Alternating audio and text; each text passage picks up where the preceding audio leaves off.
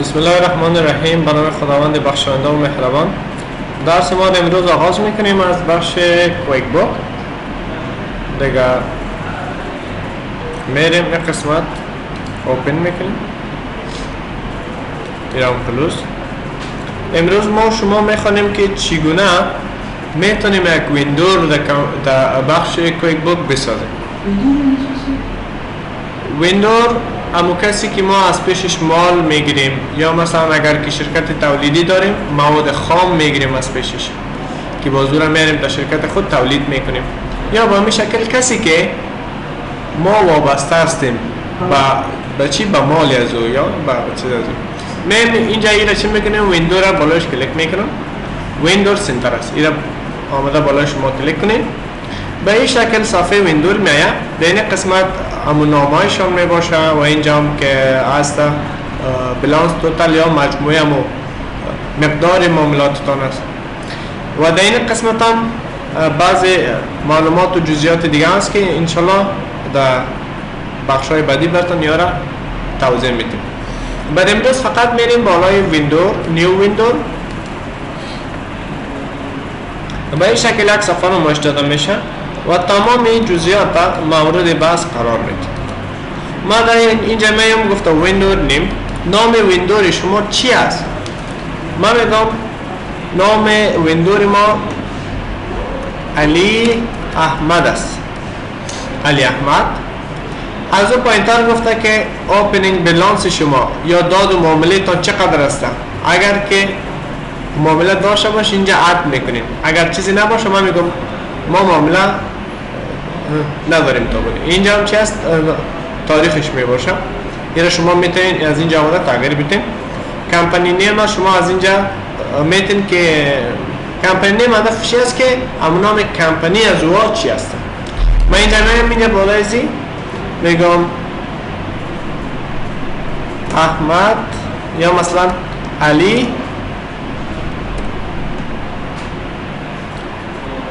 علی سلاش چی؟ سویا.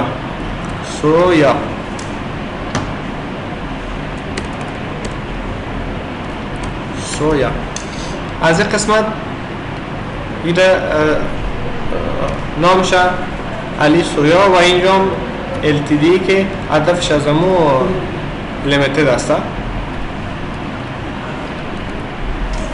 در این قسمت بخش فول نیم است که آقا یا خانومی شده اینجا شما درج میکنید، مستر یا مسیس شه. و از این قسمت هم فرست نیم میشه. من میگم مستر و اینجا هم فرست نیم داره که من میگم نام اولش علی است، علی احمد است.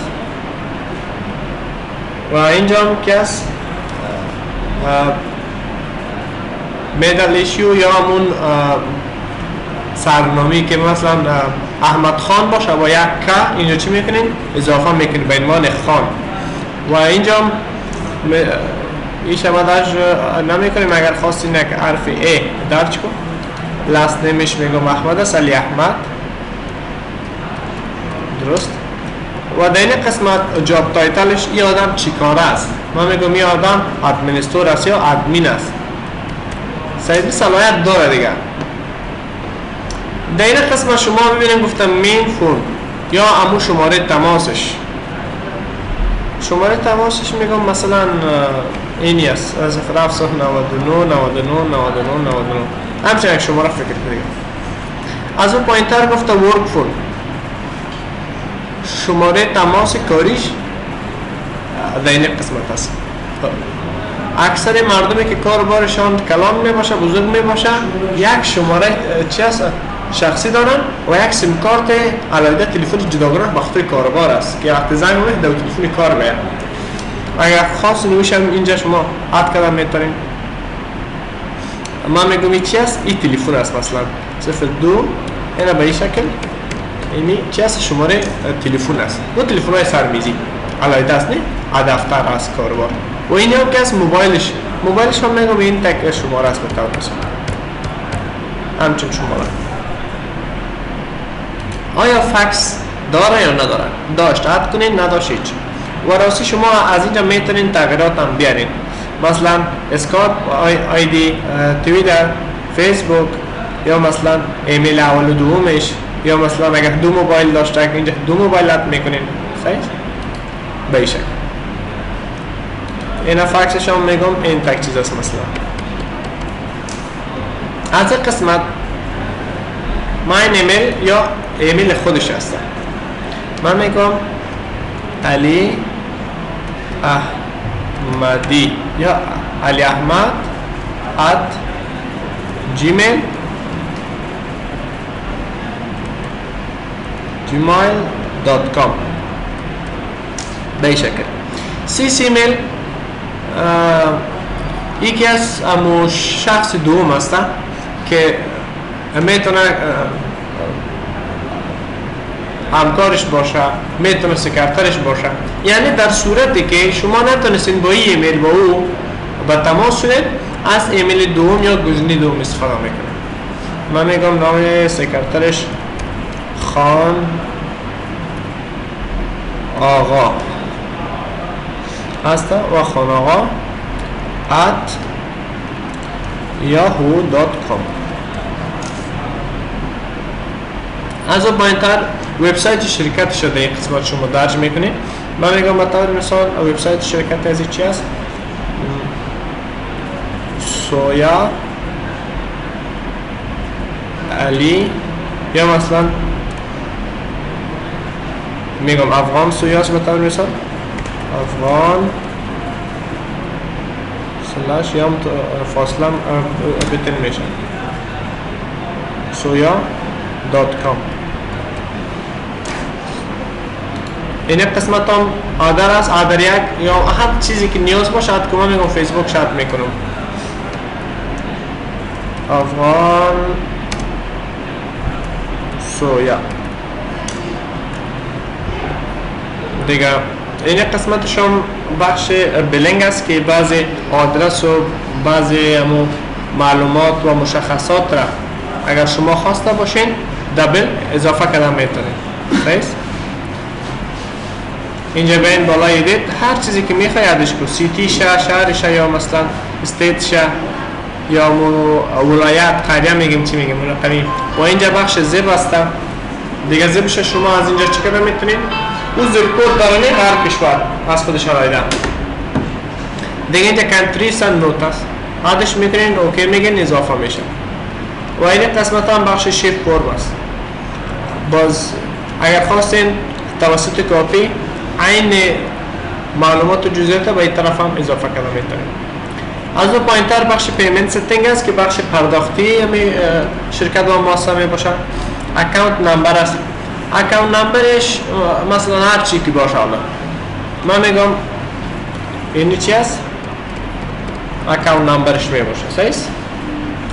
از اون پایینتر بخش پیمنت تریمز است. شما مثلا بین قسمت یک چیز را انتخاب میکنید. من میگم که 2% 1030 یا هدفش است که اگر امی آدم قرضای خدا معاملات خدا در ظرف 10 روز پرداخت کرد 2% تخفیف در نرخ برش میاریم. در صورتی که نتونست باید تا 30 روز پرداخت بکنه. آخرین مولت هم 30 روز میشه باز برش. و اینجا بخش کردت لیمیت است. کردت لیمیت هدفش است که شما مثلا دمی آدم تا حد 2 لک روپیه قرض داده میتونه، از او بیشتر معامله کده آدم کده نمیتونه. صحیح است؟ چی یا نه؟ امی صاحب شرکت نه کی بود؟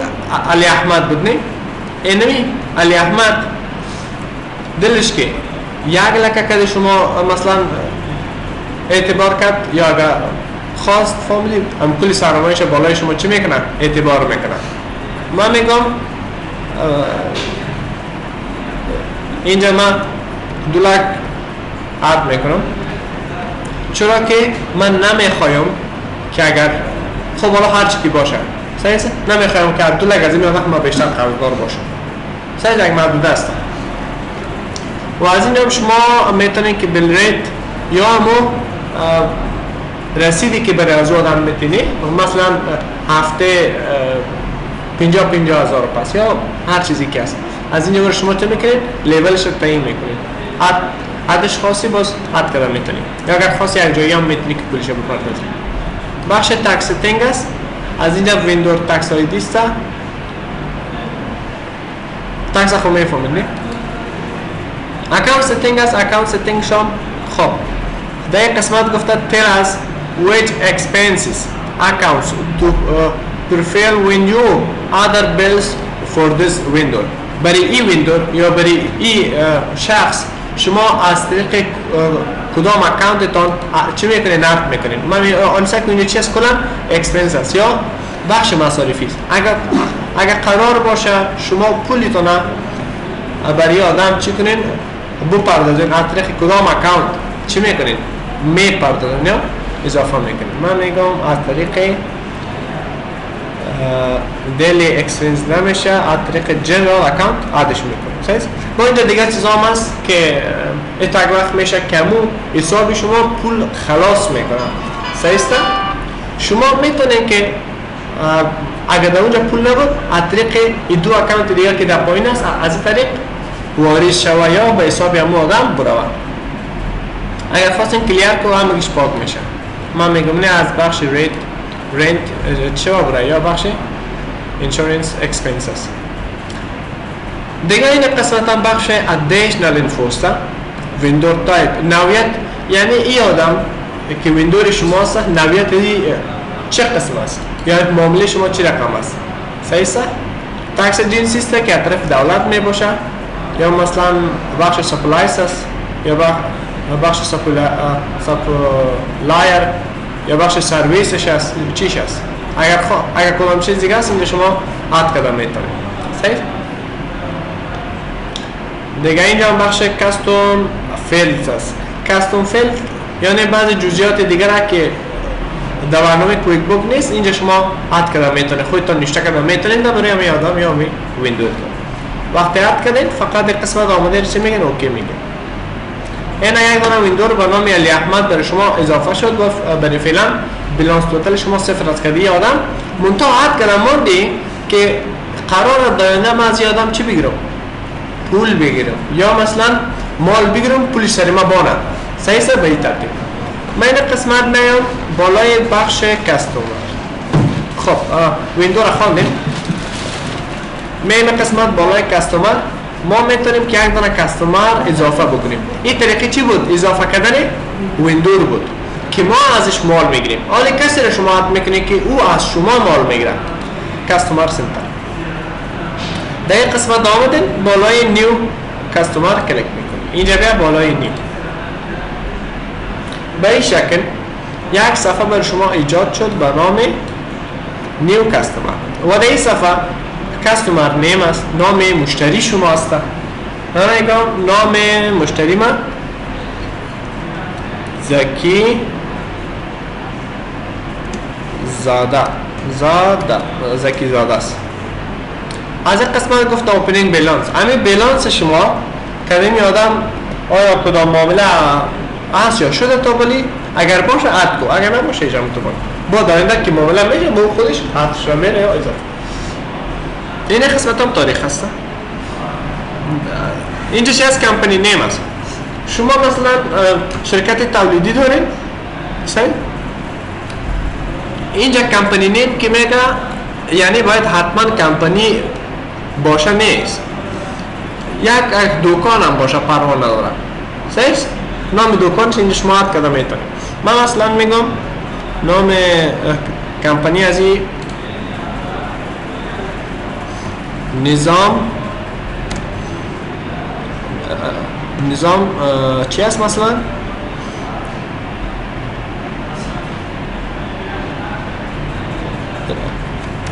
نظام خان است و تعبیر میشه مستر کی نظام و این قسمت که حرف که و باید عنوانی ایمیدل ایشیا و اینجا هم لاست نیمش چی است؟ خان است. ببخشید. در این قسمت هم جاب تایتل است. اینمی کسی که از پیش شما مال میبره، دمی دکان، دمی کمپانی، دمی مؤسسه، دمی شرکت، این چی رتبه داره و وظیفه از چی است؟ من میگم وظیفه از کی است؟ منیجر است. از این پایینتر مینفون است، شماره تماسش است، اد میکنید شما. از این قسمت هم ورک فون است. اینه من بر شما پیشتر چی کردم توضیحات دادم دربارش. این قسمت هم موبایل است، شماره تماسش هرچی که از بالاخره. و اینی از اون پایین طرف فکس است، اگر خاصی اد کو نخواستید. در این قسمت هم بخش من ایمیل است. ایمیل آدرس درج میکنیم. مثلا من میگم که ایمیل آدرس این شخص است، خان نظام چی هست؟ مثلا @yahoo.com یا جیمیل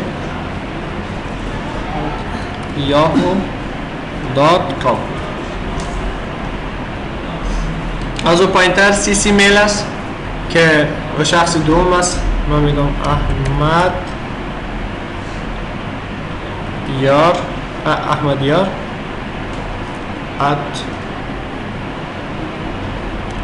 @email.com. و این قسمت هم میم وبسایت شما اگر باشه درج کنه نباشه هیچ. از اینجا ما در کدام کنکشن دیگه باشه اینجا مد کده میتونه. و این قسمت هم چی است؟ بخش است که معلومات و جزئیات درباره بیل و بعضی گپای دیگه است. اگر خواست این قسمت ادش بکنید.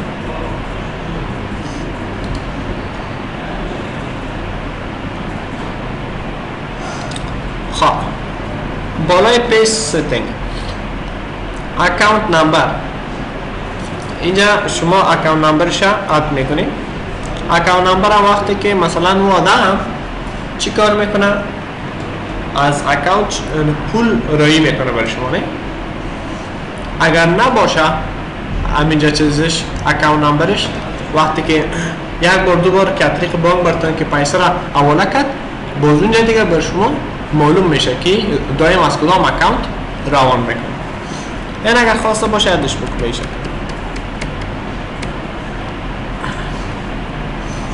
و یک قسمت هم بخش کردیت لیمیت است. این حالی دایی شما محدودات وضع میکنین که تا چند ما بریزی بیتون. بخش ویندور که بود سایست میگرفتین و اینجا میتین. و اینجا ما میگم مثلا یادم 20,000 روپا آخرین گیرش هست دیگه دیگه و اینجا گفته پیمنت تریمز. این را میگم چی است؟ از این دو نات ریسیپت است. از این قسمت هم پرایس لیبل است. این هم اگر خواست نت کنیم دیگه اینجا بخش پریفیرد یا پیمنت مودوست میم اینجا میگم یادم برای ما از طریق ای چک کنه پیسه بده یا مثلا از طریق دیبت کارت بده، از طریق ویزا. اگر که نزدیک باشه ما و شما چی میکنیم؟ بازارجاری میریم. نه باز انشالله یک درس داریم به نام ساختن اکاونت جورنال اکاونت هستن که برای همین چی هست؟ مخصوص بازارجاری هست. بازدور انشالله میخونیم. من میگم این آدم چی هست؟ کش میتبریم یا نقده میتبونم میشه. اگر خواسته باشین از اینجا آنلاین پیمنت گفتن یا هدفش از همین ارسال پول هستن. از طریق اینی کارت ها و کردیت کارت ها چی میکنه؟ اضافه میکنه.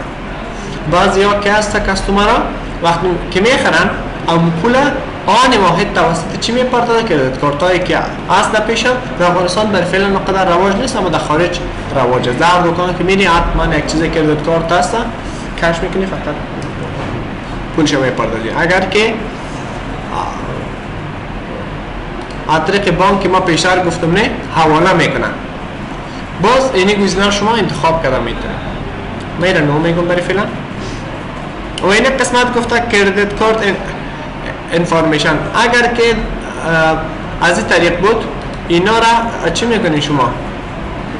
درج میکنین کلی معلومات. حالا ما شما اینترنت نداریم که چی کنیم؟ مستقیما هم کردیت کارت های از یارا وصل بسازیم. پس میره کلوز میسازم.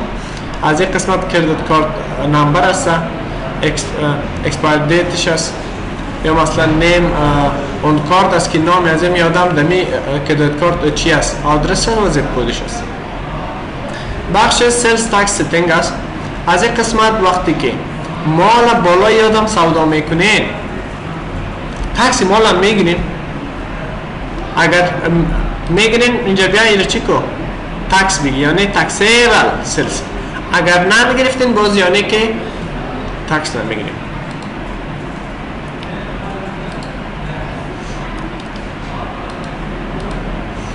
دیگه این قسمت بخش ادیشنال انفوست، معلومات است درباره خود چه مشتری ها که ما در بخش ویندورا میرشه کنم براتون توضیح دارم که از کدام نویش است. ما میگم هول سلز است که تنها چی است؟ بخش فروشات است دیگه. و بخش جاب انفوست که درباره وظیفه همی آدم معلومات میتین. اینجا گفته جاب دیسکریپشن و اینجا هم گفته جاب تایپ یا نوعیت وظیفهش. اینجا هم گفته جاب استیت. صحیح است؟ استارت دیت که تاریخی که ای که مالا میبره باز اینجا یک تاریخ شما قید میکنین. و اینی هم که از آخرین مولد به خاطر چی هست؟ پرداختش است، یا آخرین مولد گفته نمیتونیم اما تاریخ وعدهش است. سعی که گفته من این تاریخ برد میارم پولا میتونم. و اینی ended یعنی آخرین مولد بازی گفته میشه که اگر در سر وعدهش نامد تا اینی تاریخ باید بپردازن و اگر ما نقص میکنیم دیگه باز وقت به این شکل. خو یا کس اکثرا در پروژه دولتی هم استفاده میشه. وقت تسلیم دی یک چیز است، پروژه و بعد مسئله دیگه است. سایز کوئی با خدا رسا که از کار برد داره به او خاطر. و در این قسمت میرم میگم که اینول یک دانه در بخش کستومر هم ما زکی زاده مشتری داریم دیگه، کتابل معامله نداره دیگه. ای هم چه بود؟ بخش ساخت ویندورا و کستومر بود، نوعیت ساختشان. انشالله که بعضی جزئیات دیگه شن روزی بعد میخونیم امروی ساخت جورنالا که بسیار چه بود؟ مهم بود بریمانه. دیگه کار بکنین، بازم اگر جای مشکل بود میتونین پرسان کنین. موفق و سربلند باشین.